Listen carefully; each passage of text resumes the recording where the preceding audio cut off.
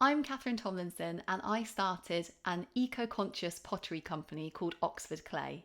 So I don't just make pottery, I make resources for other potters wanting to be more eco-friendly in their pottery practice.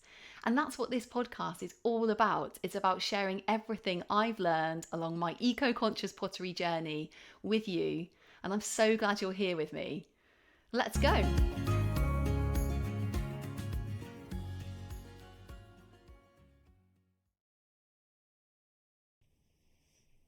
Hello and welcome back to the Oxford Clay Pottery Podcast. I'm Catherine, and in today's episode, we're going to be talking about packaging pottery without plastic. This is just something I thought might be quite interesting.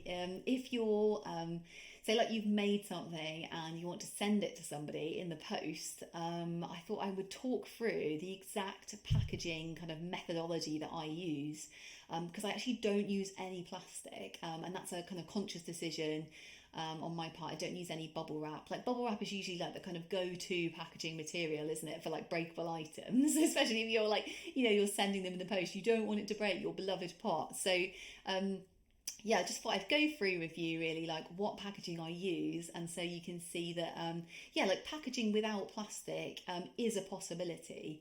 So the good thing about packaging actually without plastic is that when the person, whoever it is, customer or loved one who's getting your pot, receives your pottery, they can just basically recycle 100% of that packaging. So they don't have to be like, oh, okay, so there's a box and there's like there's some bubble wrap, and so I better put this one in recycling. And do they recycle bubble wrap in my area and stuff like that? So like you're basically taking that decision away from them. They don't have to be like separating any of the packaging. They can just like chuck the whole thing in the recycling, and even if they don't put it in the recycling, all of it will biodegrade. So it's not like a massive disaster if they haven't like recycled it. It can go into landfill and it can biodegrade, and it all 100% of it will biodegrade. So so let's get started with like what kind of packaging I use. So there are four components of the packaging that I use to package my pottery. The first one is a cardboard box. And I actually use two cardboard boxes.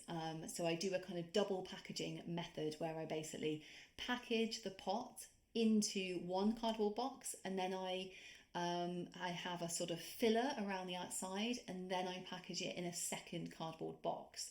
And the idea of this is that if the first cardboard box gets a bit squashed, in the post, then the second cardboard box will still it'll take, the sort of impact out, and then the second cardboard box will be like safe inside. Okay, so I use two boxes. And then the second part of packaging I use is some filler paper. So this is like 100% recycled filler paper. It's just like a sort of recycled brown rough paper, and so like I was just saying, that goes basically in between the first box and the second box.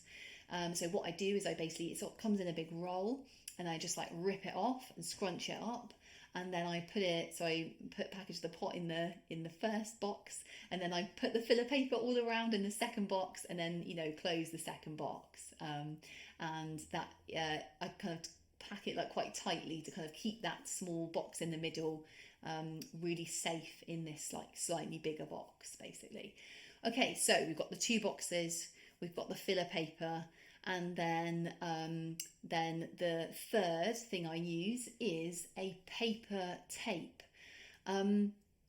Paper tape is absolutely amazing. So it's basically a sort of brown paper that has a vegetable glue on to make it sticky when it's wetted.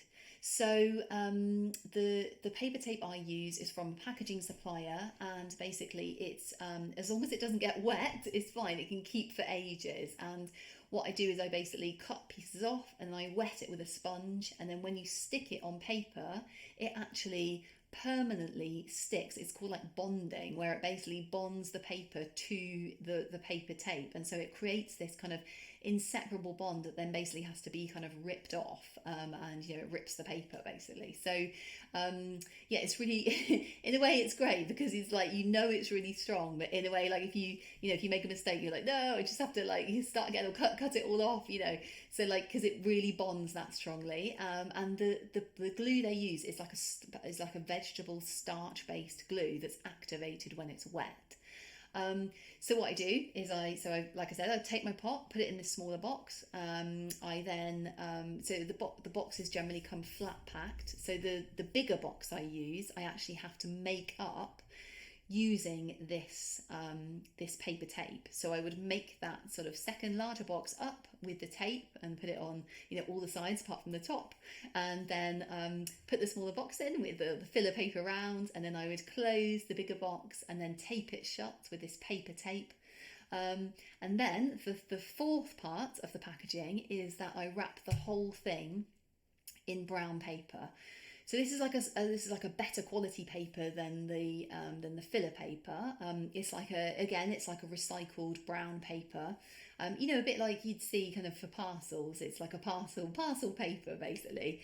And I wrap the bigger box. I basically wrap the whole thing in this brown paper that's recycled, and then I use this paper tape just to like seal it, just like you were wrapping a present basically. I would sort of like wrap it up and then seal it with this tape, and then it's extremely strong. So like I said, that tape does not come off, and it's fantastic. So yeah, so that's how I wrap up my pots. And I've done it before where I've basically put sort of several pots in their individual boxes, and then because they're being given as gifts or something, and then I've put all of those in one larger box. So you don't have to always put just like one in a bigger box.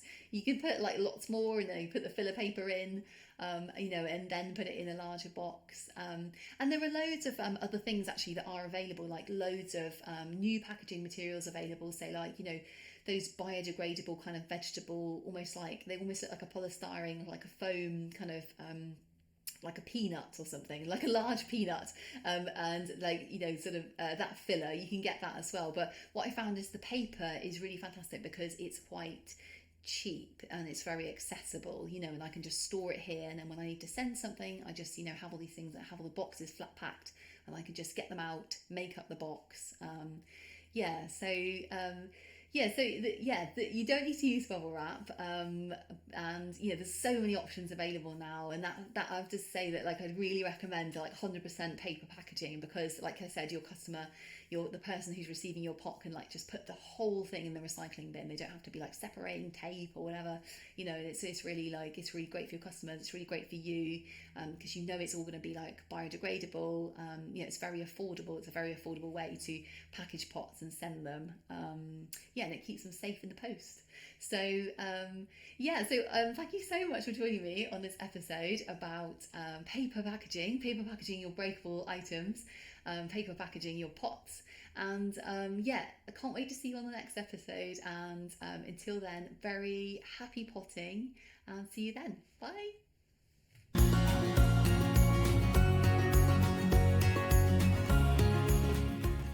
So if you enjoyed that and you're interested to learn more about eco-conscious pottery, head over to the Oxford Clay website, which is www.oxfordclay.co.uk. I can't wait to see you there.